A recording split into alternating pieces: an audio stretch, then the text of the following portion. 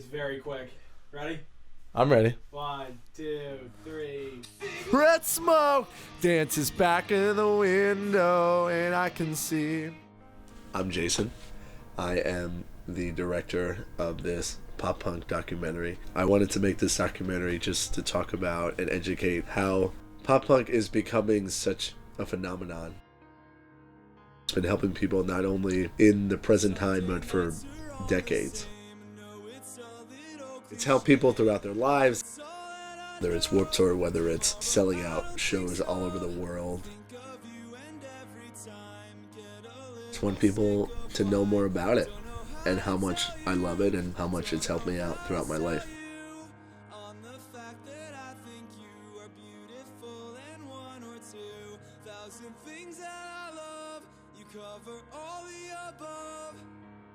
I don't want to tell you that I love you if it means we can't be friends like we have always been. I don't want to tell you that I love you if it means we can't be friends like we have always been.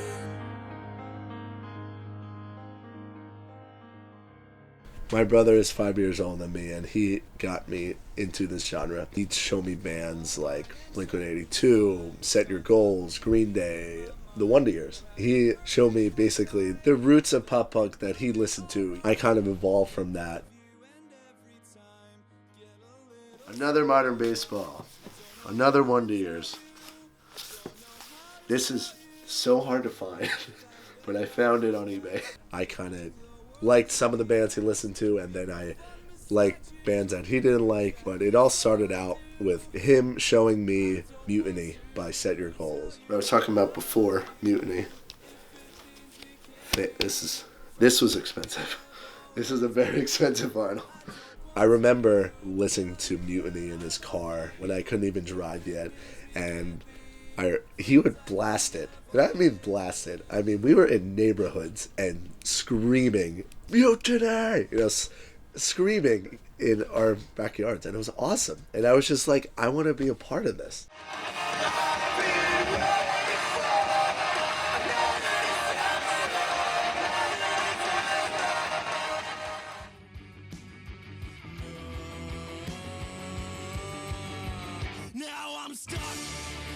First time I remember him explaining to me like what it really was when he and a couple of friends that stayed over at our house, and he was like, I'm gonna go see this band called the Wonder Years.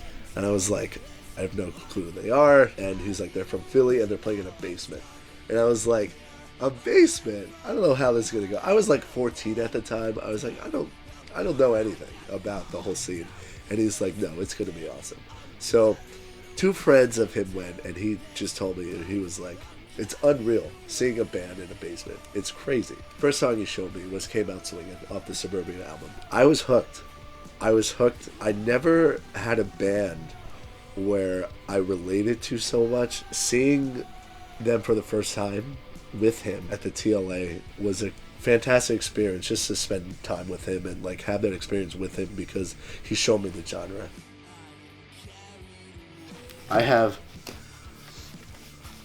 2 No Closer to Heavens. This one's not open.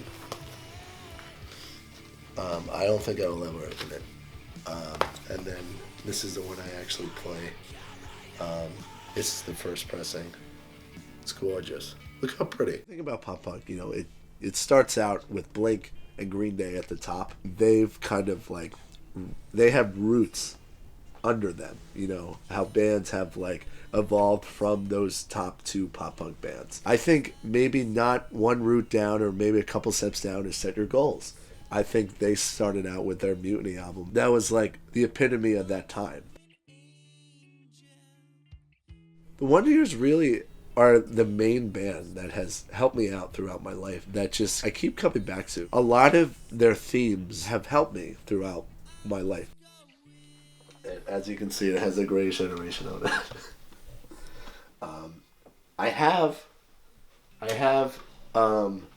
two versions of Greatest Generation because, first off, it's my favorite album by the One Years. The Greatest Generation is one of their albums, and the whole album is essentially about the lead singer, Soupy's grandfather dying. Around the time where it came out, my grandpa was getting sick, and he eventually passed away, and listening to that album helped me out tremendously. Having somebody that I look up to, you know, going through the same thing I went through, and having this source of like, this is something I could go to for free. You know, this is something I could just have on my person throughout my whole life. Like, has helped me become a better person. It's something I take to heart when I think about the Wonder Years and pop punk in general. First off, My Life as a Pigeon is a song on the Suburbia album. And they don't really mention a pigeon in that song. It's basically about their life on the road and how a pigeon, you know, goes from place to place to place. And they don't really have a sense of home. And for them being on tour so much, you know, they forget and lose their sense of what home is. Like pigeons, you know, they're like dirty and, you know, they're like, they've been through some stuff, you know. And, you know, when you think about it, when you go on tour, you're sleeping in vans, you know, you're going from city to city and, you know, you don't really have a sense of, you know, this is my state of rest for a few days, or like, this is where I'm going to take home base for a couple of days, you know. This, for them, it's just like, we got to go. We got to go play a show, we got to go. So, you know, that was like their sense of, you know, we're going to, that's going to be our logo. Hank the pigeon, you know, has been like a staple for pop punk for a while. So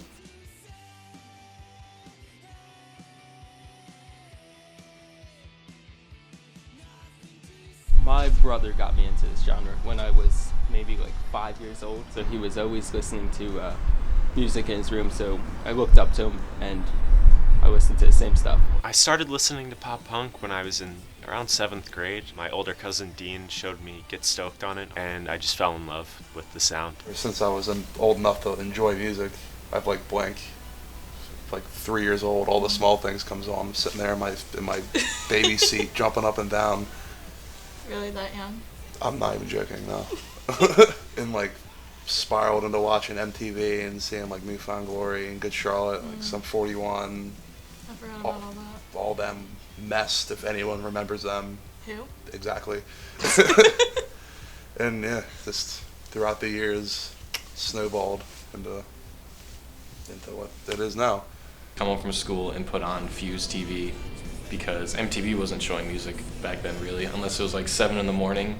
You turn it on, and around that time, that's when like American Idiot came out, and this was a little after the Blink self-titled came out, and this was when New Found Glory's Catalyst came out, and all this good stuff was showing. I'd come home from school, and there'd be TV shows like Dedicate Live and Loaded.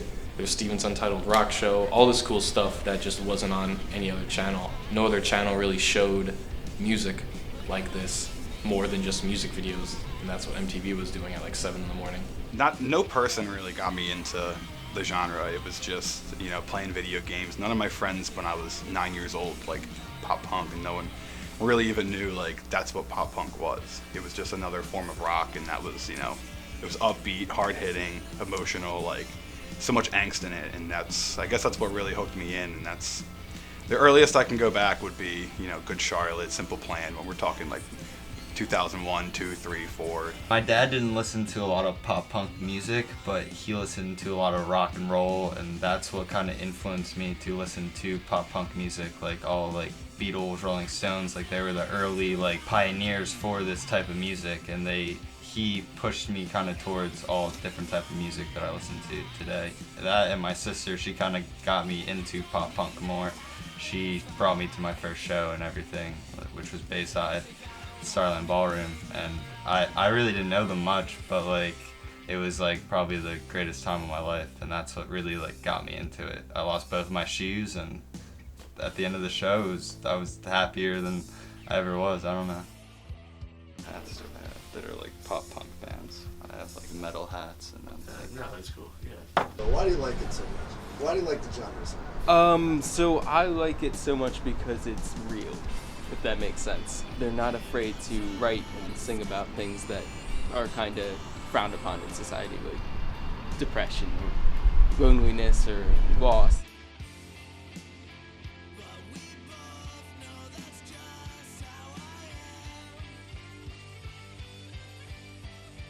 I've never dated someone who liked my type of music.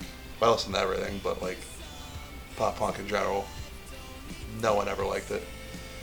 So having someone who likes that type of stuff just as much as I do and has the same favorite band, it's pretty rad, I'd say. So like, I can go to shows and we can enjoy ourselves, not have to worry about someone judging the music we're listening to. It's not like, I don't know, like it's not like I took her to like a DMX concert and like, you know, but it's just easier.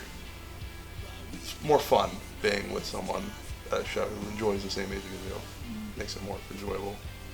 I guess what brings me into it so much is that, like, you know, it's a bunch of grown dudes really like not afraid to like talk about how they feel, to like let their emotion out, to show that like it's okay to be angsty and it's okay to have angst and it's okay to be upset and angry, because like that's what makes you, you know, a human being, and that's what makes you, you know, who you are. Like the genre itself, I mean, it's crazy. Just, you know, like listening to Greatest Generation, you know, listen to Suburbia. It's just a whole way through you're taking on this wild emotional ride, and you can relate to it. It's something that like we can relate to. It's something that teenage kids can relate to. It's kind of something that you never really grow out of. There it is. It's me. It's not Soupy. Because it looks like Soupy. Is it the beard? It's the beard. Yeah, it's the beard, dude. No, not but the earrings. You can tell, you know, it's obviously you. But he got Chucky on there too. He got a lot of tattoos, man. It's funny. Anthony Green, he wanted to sign the Chucky Finster, so he signed the Chucky Finster. So great. The next day, I was like, I'm getting it tattooed. This is it. So, do you remember getting that tattoo? Did it hurt? Like, did this? Yeah, that one. I mean, what was it like getting a Wonder Years tattoo? Like, just it was not just getting a Wonder Years tattoo. I was getting tattooed by a fan of the Wonder Years as well. That's so great. And somebody who sent it directly to Soupy. Wow. And that night, I got a screenshot saying, like, you know, Soupy, dude, look at this. And then he sent the picture, and then he said, legitimately cool. I'll never forget. It said, that's so awesome. Legitimately he would cool. say something like that. I was like, oh, that's so Soupy.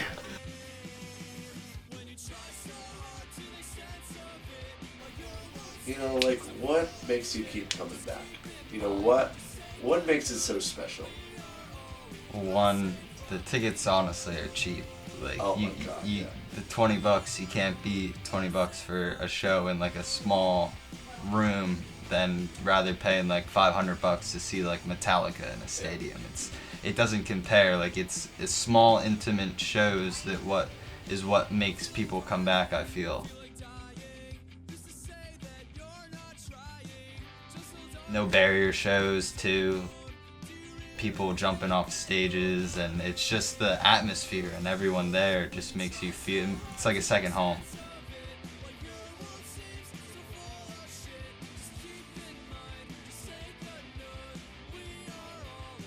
Everyone's getting along for the most part. I mean, you know, as long as there's not like drunk, belligerent people, like everyone loves each other there. Everyone gets along. You're singing the words to strangers' faces, like, you know, pointing to strangers you never even met before, like.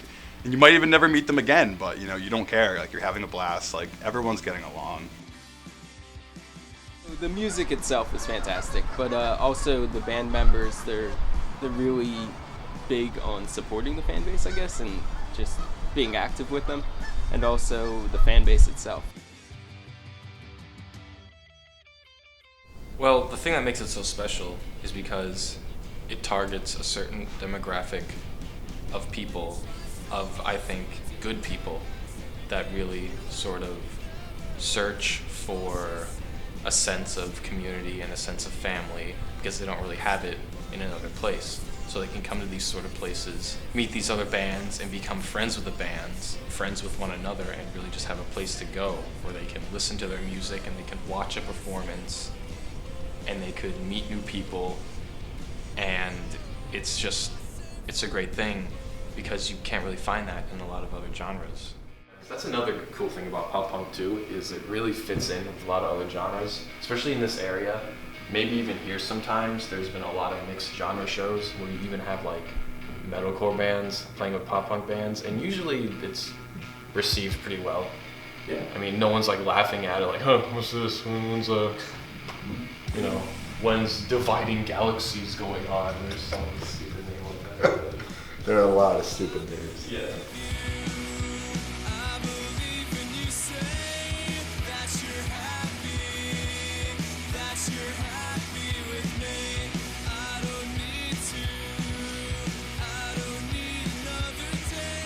Second to last was a band from California that came. They were so sick. And me, some of the dudes from Losing Streak, and second to last, there's a video of it on YouTube. We covered Welcome to Paradise. And it was so cool. The dude was so cool. He had like a Green Day tattoo. He recognized my Pinhead Gunpowder shirt.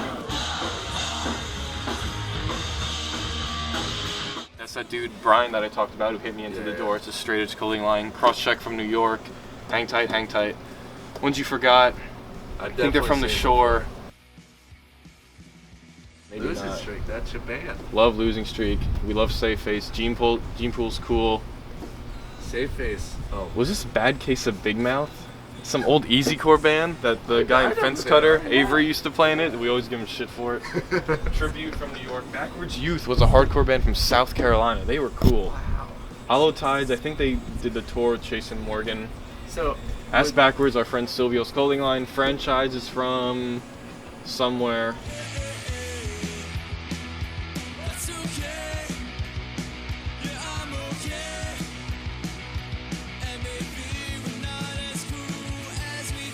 I'm loyal just because I love the music.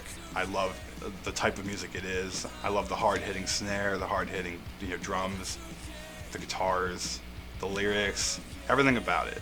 There's a certain method to making a pop punk song. Really, it's just like the guitars, the wall of guitars, the hard-hitting drums, the harmonies. It's like a whole working machine, really.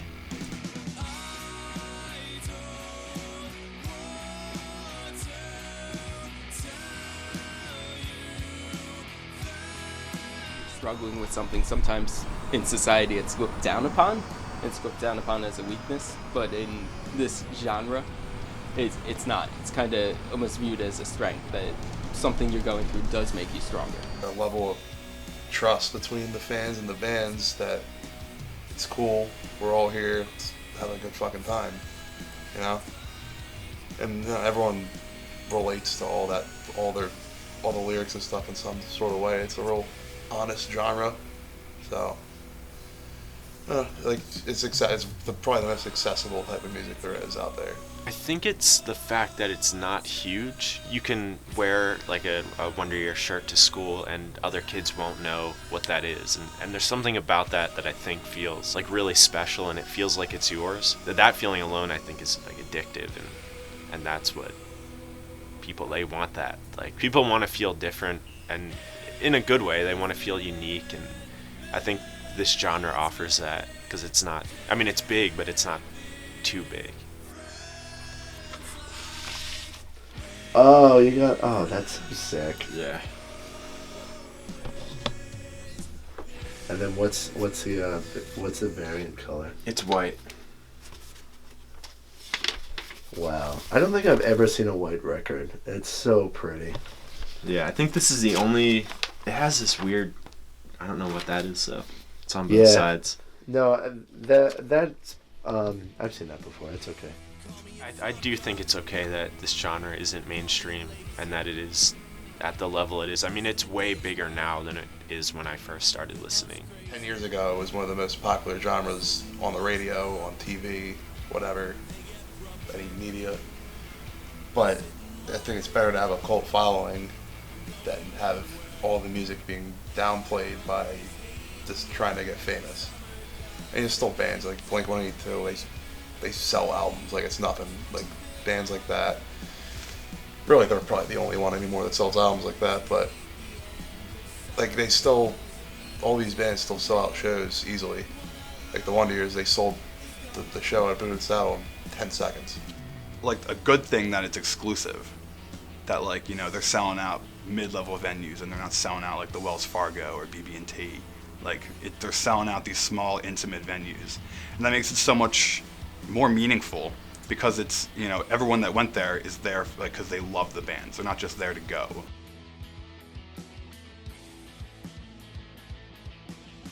So I don't think it's very problematic that it's not extremely mainstream, because I'd rather have it be kind of a certain specific scene. I don't want to grow into much and kind of forming into something that it's not. As far as I think the connection, once these bands become mainstream, the connection that they sort of have to the original audience, I feel like won't really be the same and as effective. I feel like it should be on the radio. I feel like more people should open their mind to it. A lot of these like upcoming bands, no one knows that they should give a chance or try something new, and no one really has like the open mind to do it. And I feel like it should be more mainstream. More people should know about it. Once these bands get big and everyone sort of, once, you know, they're playing on the radio, the listeners who originally were into this music, they might not get the same feeling that they had because they feel like it's not their thing anymore. I don't necessarily think it's something that should stay underground, because I think a lot of the message can help if it is given to a more mainstream audience. I just don't think the mainstream audience will appreciate it as much as the loyal fans always have. They should have more airtime on the radio. They shouldn't be pushed to the side because they're just like a small band from Illinois or Ohio or wherever they're from, and they just trying to make a living. I mean, everyone's trying to make a living. That's why people try to get their songs on the radio. I don't know why these rock stations can't just give them a chance at least.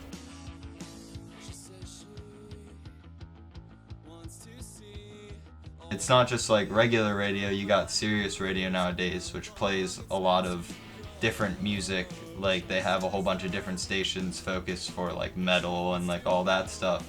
And they're playing like bands that I wouldn't regularly hear on the radio, and I'm just wondering why they don't play like pop punk bands. Like, cause they have channels for it, but they just play like older like pop punk music like Nirvana and stuff like that on those stations. I feel like that they're not mainstream, like people buy stuff because they want to see them. Where I feel like people or bands that are mainstream, like people just buy it because they're like, oh, I saw this band. It'll never be mainstream again. I mean, Blink will probably be the last popular, like, mainstream level band of the genre, but that's fine because it's still gonna like thrive, and like everyone's still gonna buy the merch, everyone's still gonna go to the shows, so I don't think it's a problem at all.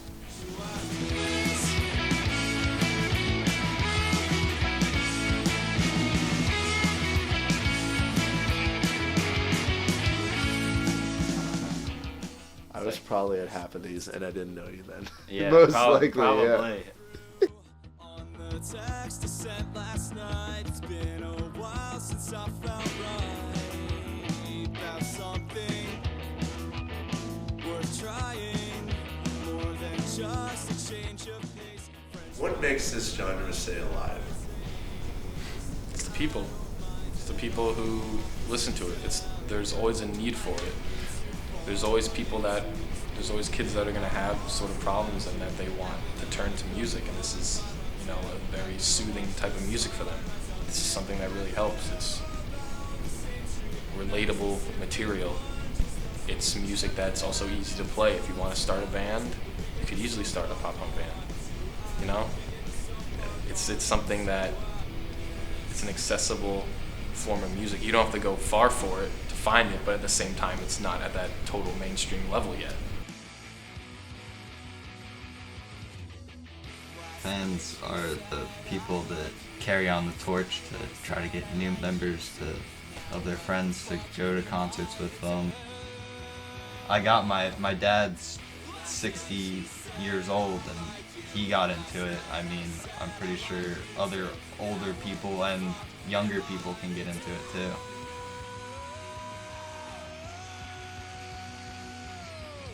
You want to contribute to the genre. It's just like it's a community, really. It's a culture. It's contributing to pop punk is what keeps it alive.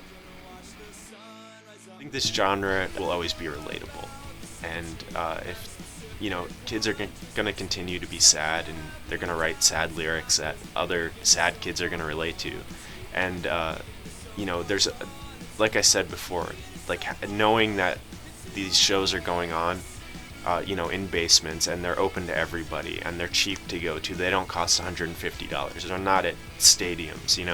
They're so like accessible. And I think that's what really helps the genre survive and will continue to thrive.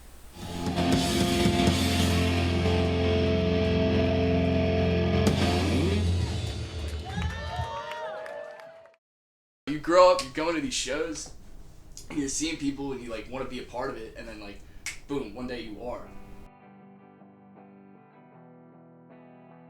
In the 2000s, I feel like, it was really in the wheelhouse. Like things were, you had Sum 41, you had Blink-182, you had Newfound Glory. I don't know necessarily if they had radio play, but I mean, you couldn't avoid it. You know what I mean? Nowadays, it's a little different. Music's all cyclical. You know what I mean? So like certain things will come back eventually. Time's a flat circle. So it's like things will eventually come back into popularity.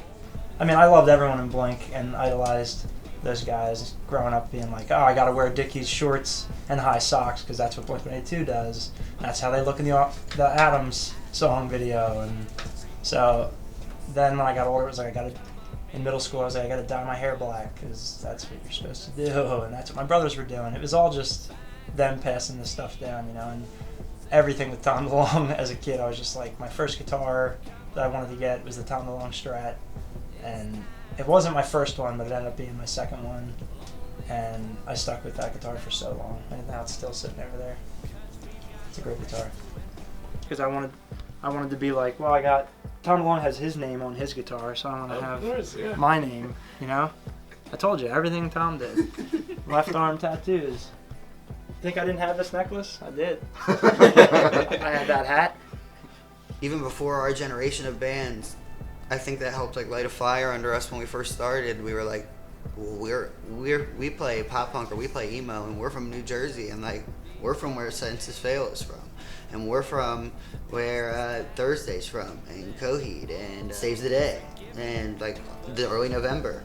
And I could, years and years ago when we were starting Man Overboard, you could have gone on and on then. You know what I mean? So I do like to think, and I'm proud. It makes me feel proud. Like all like us in the Wonder Years and stuff. If we're looked at as like what came next on that list, it's like awesome. This is my parents outside. I guess that's the TLA, right? Yeah, that's the TLA. Transit. Forever Came Calling, and Knuckle Puck. And Overboard started because me and Wayne and Justin we were in a pop punk band together, just a local one before that. And then Wayne started hanging out with Nick. And at first, like, not including us in it, but like we were like whatever. Like, he made a new friend, I guess. I actually moved to Philadelphia to go to Art Institute. Then I started taking the train back from Philadelphia all the time and hang out with this kid Nick that Wayne had introduced me to, and Nick had a studio. And we never really made the band or like practiced or anything. We would just hang out and record songs. So eventually we were like, I guess we are a band. 'Cause we've got a race to win.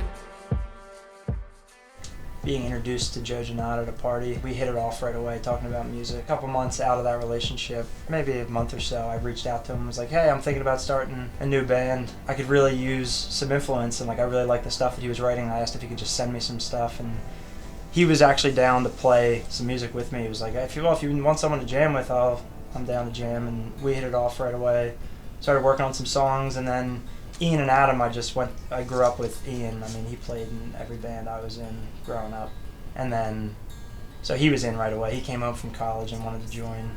And Adam played drums in Hartwell with my older brother, so I knew he was my favorite drummer that I'd seen locally. And we just asked him, and he was down to do it, so it all just kind of came together pretty quickly. I mean, me and Joe had jammed for a couple of months, just like working on songs and trying out some people, but like, that was kind of the lineup I knew that I wanted, and it actually came together pretty nicely. Tell me where it hurts.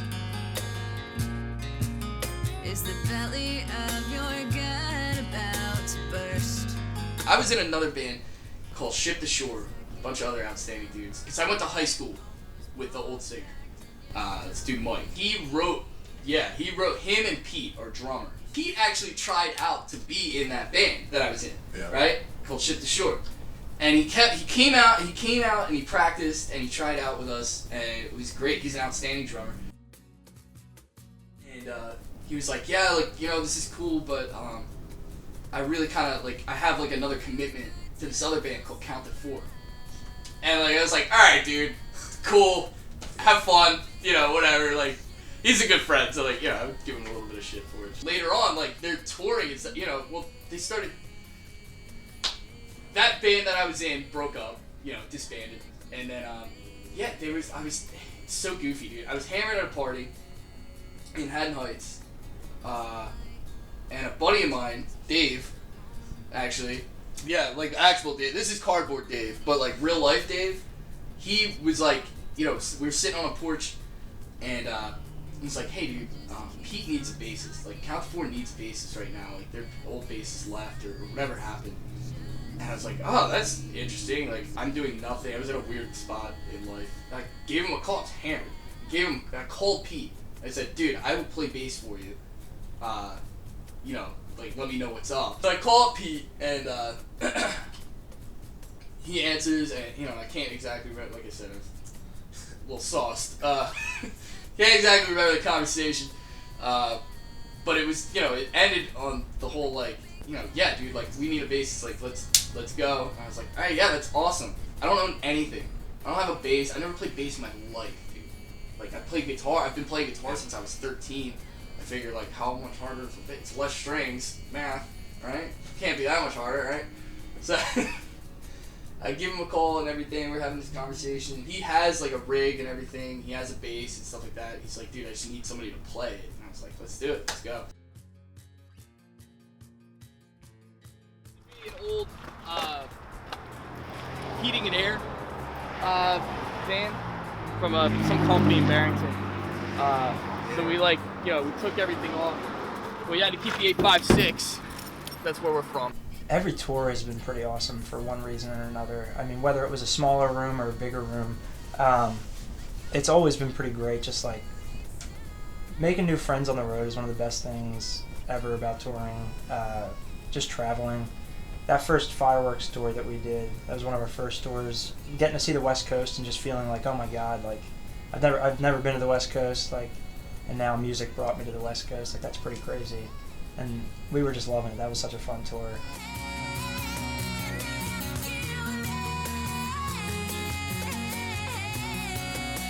How was the crowd reaction to that show? Or those shows? It was surprisingly, like, we didn't know what to expect because Fireworks is more of a straightforward pop punk band, and then, you know, we're more of an indie rock band, so we didn't know how the crossover was going to be, but it's been pretty great. And and that can be said for most tours that we've done. I mean, even the Yellow Card tour. I mean, Jesus, I didn't expect to tour with Yellow Card. You know what I mean? Like, it's insane. So we were like, what are Yellow Card fans, especially the Farewell Yellow Card tour? What are they going to think of an indie rock band like us just coming up there? And they were, like, really receptive to it, and it was pretty great. Like, that's not necessarily what we expected. I don't think we had an expectation. That was definitely the biggest moment for me in touring and playing music, was playing the Electric Factory in Philly with Yellow Card. I was like, this is insane. Like, I used to be front row to see, like, Newfound Glory and Yellow Card at the Electric Factory, and here I am, like, sharing the stage with those guys. It was crazy. That was an unreal feeling. Plus having all our family and friends come out to that show and be side stage and seeing them, like, seeing this happen for us was pretty amazing. Like, through music, it was like you get this, like, invincibility complex almost, and it's like, you know, you're up there on stage or wherever you're playing, and you're playing in front of people, and you see these reactions that they're having, you're making them happy, or, like, they're having a good time, or they're, like, shouting words back at you that you wrote, and it's like this insane thing where it's just like, whoa, what is going on? And I think through that, like, it's just like, you know, it's like a hunger, like, you get like an itch, you know what I mean, where it's just like, you want to keep that going, that feeling. I don't know how to phrase it, I guess, but it's like that camaraderie and, like, getting to know everybody, having that community of people that are just, like, so willing to kind of stick together. I think that was huge. That was all I needed, man. was just like to see everybody kind of like come together, and, you know, have fun and like enjoy themselves. Like that's all I want out of life in general, I guess. Yeah. I would attribute it to having these mixed genre tours. You're broadening the fan base for who may be into a pop punk band. You know, like someone may go to see an indie rock band, there's a pop punk band on that show, and now you just like open up your fan base to someone, like now they may be into that band and they may not have checked them out before. And I think there's something about like bands like Taking Back Sunday and Newfound Glory and Saves the Day. You still have 15-year-olds like getting into that now. Like I think we like to think we live in a time and place where like it only happened for us, but you forget that there's 15-year-olds right behind all of us like still getting into that. You know what I mean? Listening to the same bands that we listen to, and like I think that's kind of cool, you know, because and that's what I think is going to keep it alive for a while.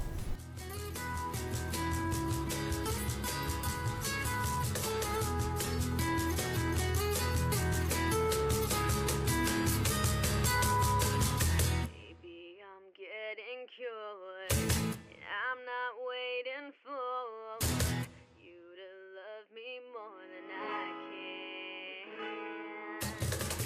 Maybe I'm getting cured. Yeah, I don't know. I feel like it is one of those things where it's just like everybody kind of comes together. Lyrically, I feel like a lot of those songs, you know, it's fun. Like at the end of the day, it's fun. It's a fun genre of music. Where like, you know, lyrically it might be kind of like sad subject matter. You know, it might be kind of like miserating, or, you know, it might be like self-deprecating or something like that, but you put like a melody behind it, and you put something that's catchy and upbeat, and like, you know, whether it's like the drums or the riff on the guitar, you know, whatever, and it's just like, makes you want to sing along, it makes you kind of like bob up and down a little bit, you know what I mean, and you kind of takes you out of it for a second. It's like, alright, yeah, I do kind of feel that way, but like, I'm like smiling while I'm relating to somebody saying how much they feel like shit all the time, you know? And I think that is something where it's just like people kind of, they gravitate towards that. How could you not? You know what I mean? You have to gravitate towards it. That's like the ultimate pop punk shirts. Right. When you got the lyrics on the back. This thing is, oh my god, look how dirty this is. So, this dude right here, this is our buddy Ben. He was in that band Battle Ghost as well. Now he's in a band called Centerfolds. They're signed to CI. Oh, I know Centerfolds. Yeah, he's in Centerfolds. Yeah. They're awesome dudes. We toured with them a bunch. They're good friends of ours. Damn, our this drummer is actually did sick. their full length. You got some cool designs here, dude. Yeah, they're not terrible. I don't know what that is. I'm out there to like play these shows. I'm out there to play music, which I know sounds so corny and so cliche, but like, honest guy, it really is. Like I said before, like it's an escape, man. Like when I'm home, like I'm this regular ass dude, which is fine. I love, you know, fine, but I get antsy. So the second I get out on the road, like I can just be this, you know, whoever I want to be. Like it's just, you know, whatever. Kind of like the list thing we were talking about before. It's like a club that you hope to get in when being on that list, kind of. And you start to know, like, one by one, all the bands that you looked up to that played the genre, some will recognize you and like you, and some will be your friends. Some you'll get the feeling that they don't like you, but you'll hit a point where you're like, they know who I am. And that's pretty crazy.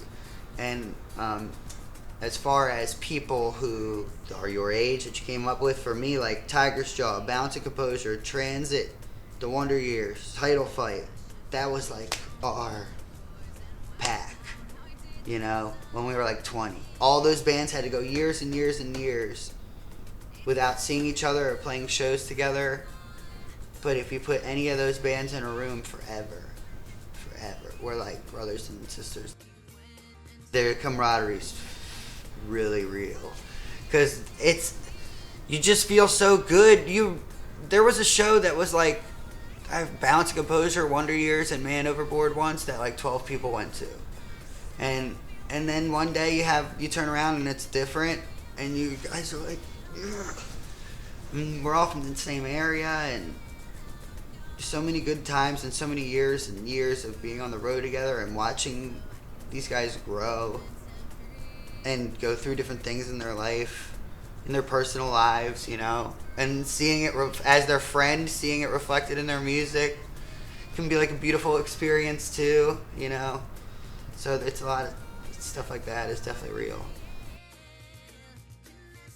Like I'm a part of that list, really, because I look up to so many of those bands and grew up listening to those bands that I don't even think of it as like, oh, I'm part of that list now. You know what I mean? It's hard to associate yourself with the bands that you love, you know? Like there are a lot of kids that are like, you know, which is awesome.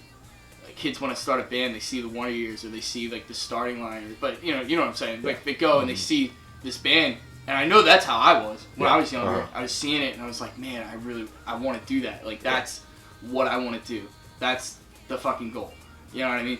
And fuck it, dude. Why not? Like if you want to start a band, if you want to sound like the Wonder Years, if you want to sound like Menzingers, you know what I mean? Like go for it, dude. Who gives a shit?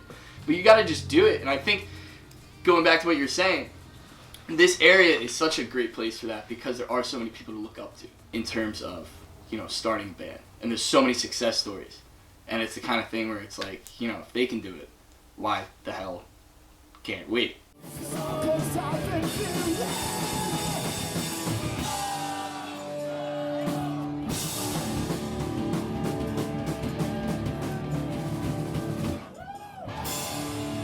you guys so fucking much! We're Culture 4 from Philadelphia! Stick around, I want to see you guys. Thank you so much!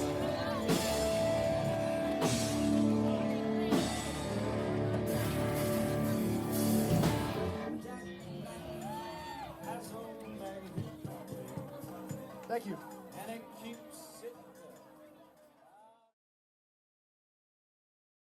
Been a music producer for about 10 years now. I grew up learning guitar, playing in bands, and that soon took off to recording bands just because I wanted to get some music that I produced myself out there. I've worked with a lot of artists over the years, both pop punk, maybe a little bit heavier bands. My one pop punk band that I really like working with is called Midfield, and they're just a super like early 2000s type of like, you know, super punky verses with really catchy choruses, and I really like working with them. But you know, I've worked with bands such as Issues, Dance Gavin Dance, August Burns Red. So yeah, I've kind of been all over the place doing music. So I started producing bands probably when I was, you know, senior in high school, I want to say, so around 2010, 2011 area. Started out just doing singer-songwriters and whatnot, but you know, quickly people started hitting me up to record, you know, full bands and everything. And one of the first bands I worked with, their name was Midfield, and they're actually nowadays a pretty prevalent, you know, pop punk band in the eastern area over here. And I still work with them to this day. Like right now, I don't know if I'm allowed to say this, but we're currently recording an EP, and it's going incredible. They're all nice guys. You know, I always go see their shows whenever I can.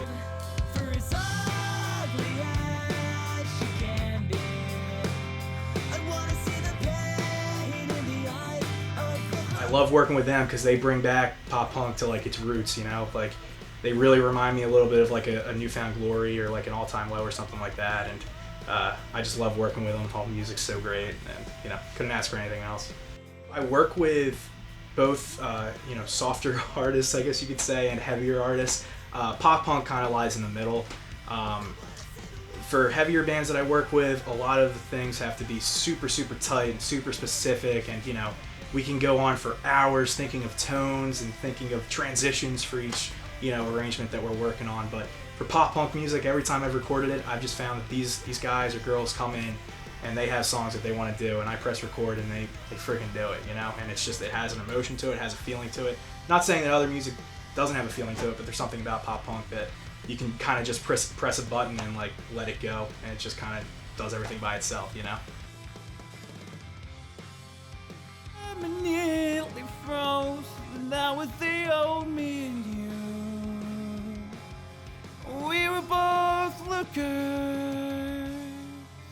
So my main thing to approaching an album that I think that bands don't do is preparation in terms of what you're going to do with the album. I think that a lot of bands, and you know, some of my top bands I even record, they still do this to this day because it's so easy to do. But you know, you get a song done and you just want to put that out for everyone to hear. But I think more so what goes into it is promotion of the album before you even release anything, so people are ready for it. And you know, I also firmly believe that having, you know, your music videos or your streaming videos, whatever they are, you know, down and on lock, and you know, whatever edits you have to do to them, having them good to go before you even put a single song out, I think is a great idea for a band to be prepared. and know, you know, what exactly they're going to be posting on social media, or, you know, how many CDs they're going to have.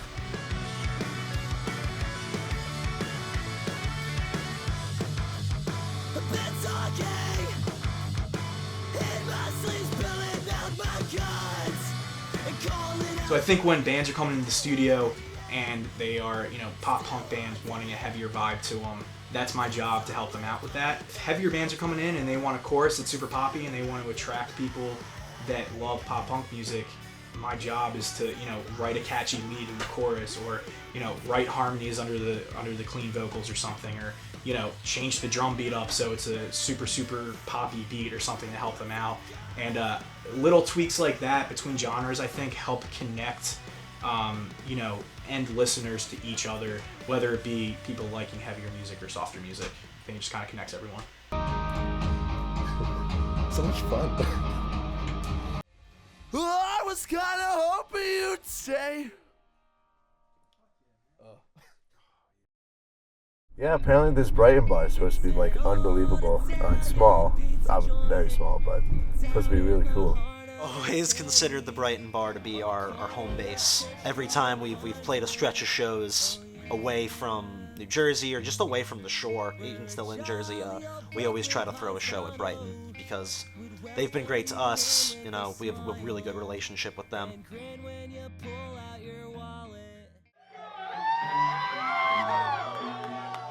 Alright, we're short on time, let's fucking do this shit.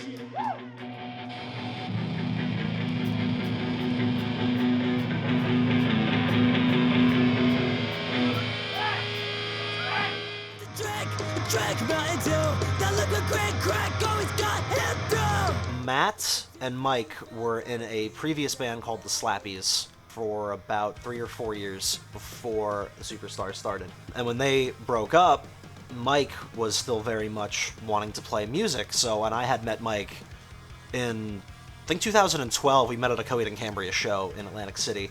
So he just had a status on Facebook, like, hey, my band's broken up, I still want to jam, so just somebody hit me up and we'll get something started. And I was just one of the people that hit him up, and I hadn't even played guitar in like 2.5 or 3 years, but it just, I don't know, it seemed like the right thing to do, and I did it. When I got there, there was like 9 people in this girl named Lauren's basement. She was ended up being our first like official drummer. There was like 6 guitar players. The original frontman of the Slappies, also named as Mike, he was playing bass. Other Mike was there playing guitar. Lauren was on drums. We had Chris on another guitar. I was on a guitar. Then we had like 3 or 4 other people just like kind of sitting in the corner also with guitars. So it was a little overwhelming at first. I'm like, is this like a group audition, or is this more of like a jam session? I'm not really sure what's going on. But after, I think that was actually the second practice. I didn't go to the first one. But at the end of that practice, it was clear, like, who the 5 members were going to be. We have our drummer, Will, we have our bass player, Matt, and we have 2 frontmen, Mike and Chris, and me. Stoked because Tom like put this together with all of like bands that we really like, and we know they're all cool people. We all like each other's music, so it's like already it's good vibes, and it's just us hanging out here.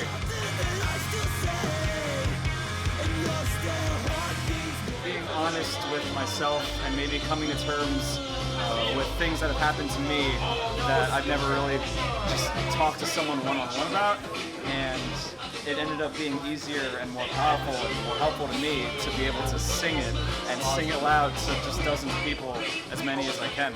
You know, it's like just being an open book, really.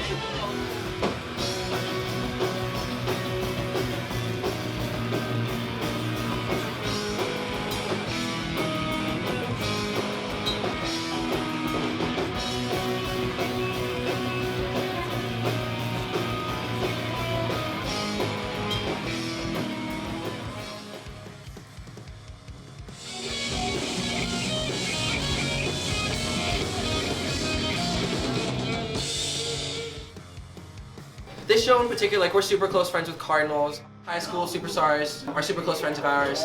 Idle Wave is one of my favorite bands from around here, and getting to play bass with them is always fun. And just this show in particular, everyone just kind of knows each other, and it's gonna be fun.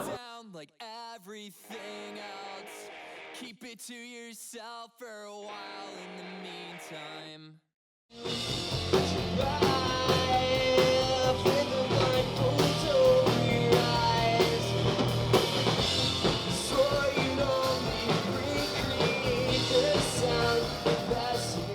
There's just something, ubiquitous about it. Like everyone can appreciate some aspect of it, where it's like an old, song from the early 2000s, even like some current stuff now. There's something to appreciate, just the entire genre.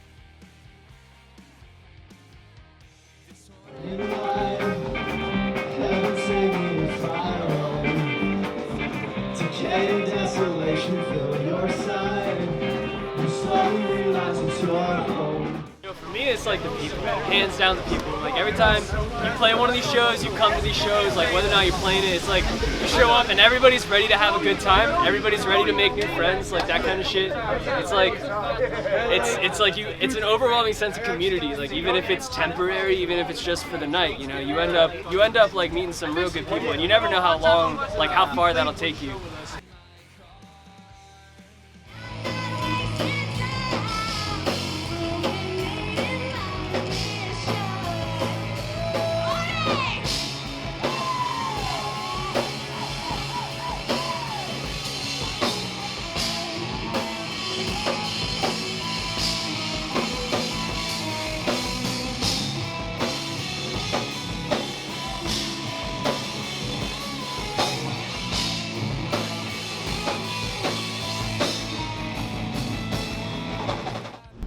What makes it so different from any other genre? Energy. I was literally about to say that. Yeah, I mean, there's a difference in seeing a metal show, like a band like Dillinger, where you can go crazy and nuts and whatnot, and then see a show like the Wonder Years where you know every single word, it means something. You're with a bunch of people that are the same as you. I don't know, it's just, you feel good the whole time. It's like a nice euphoria. And it doesn't really go away that quickly when you leave the show, and the next thing you want is just to go back to another one. It feels kind of like therapy a little bit. Yeah, why is that? Well, I think bringing it back to the energy is just, no matter what the song is lyrically about, it just makes you feel like you're kind of ripping yourself open with like how fast it is, like how much you feel the need to like move and dance and just leave it all out there, and like that part is very, very therapeutic.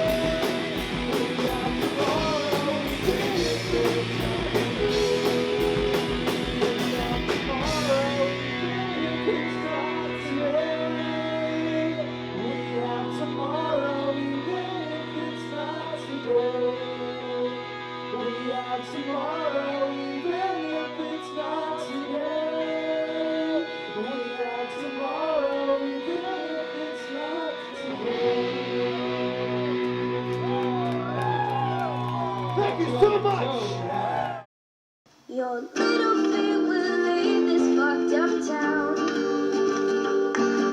where everybody screws and stays around.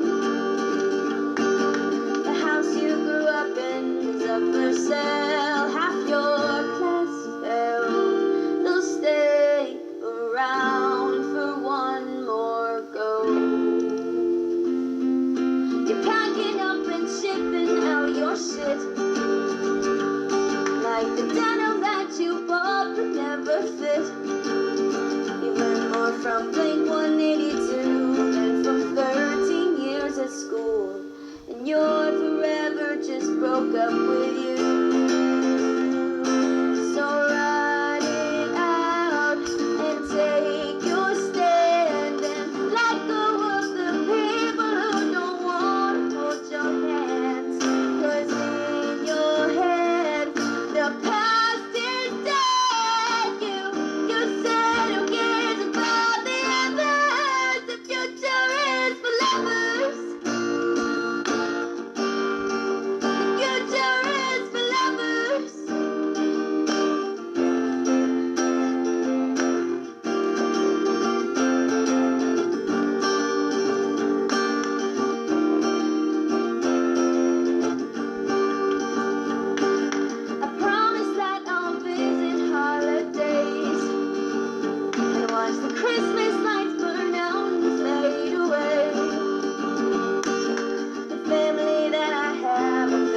lies you'll see in their eyes. They're playing chess inside your head. The people that I meet just want to dream and listen to the words and what they mean. The teachers say they're broken, but I think I'm broke the same. But I'll pack some right to town today. So ride out and take your stand and let go of the people who don't want to hold your hands. 'Cause in your head, the past is dead. You said who cares about the others? The future is for lovers. The future is for lovers. Yeah. Your little feet will leave this fucked up town